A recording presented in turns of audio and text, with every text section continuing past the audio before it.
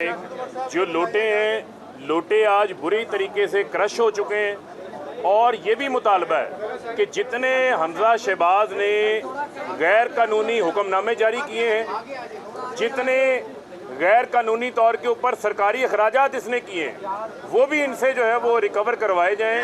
और ये आज मैं सलाम पेश करना चाहता हूँ पाकिस्तान की आवाम की जदोजहद को, जिसने नीलाम घरों के ख़िलाफ़, जिसने छांगा मांगा की मंडियों के ख़िलाफ़ निकल कर इमरान खान के साथ जदोजहद की है। पाकिस्तान के अंदर हमेशा के लिए ये छांगा मांगा की मंडियों का जो है वो रास्ता बंद हो गया है।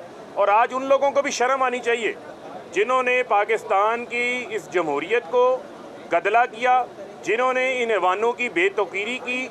आज मैं समझता हूँ कि उनके लिए भी जो है वो शर्म का मुकाम है। और पंजाब में तो हुकूमत फारिग हो ही गई है, अब वफाक की हुकूमत भी फारिग है। वफाक में भी प्राइम मिनिस्टर बैठा हुआ है, लिहाजा देर ना करें, मुल्क का नुकसान ना करें, फौरी इंतखाबात की तरफ जाएं। आप तो अब आपके घर के अंदर से आवाज़ें आने लग गई हैं इंतखाबात के हवाले से, तो डरो ना, मैदान में आओ। ज़मीर फरोशों का वोट अब नहीं कास्ट होगा, अब 22 करोड़ आवाम का वोट कास्ट होगा और वो वज़ीर आज़म इमरान खान को कास्ट होगा।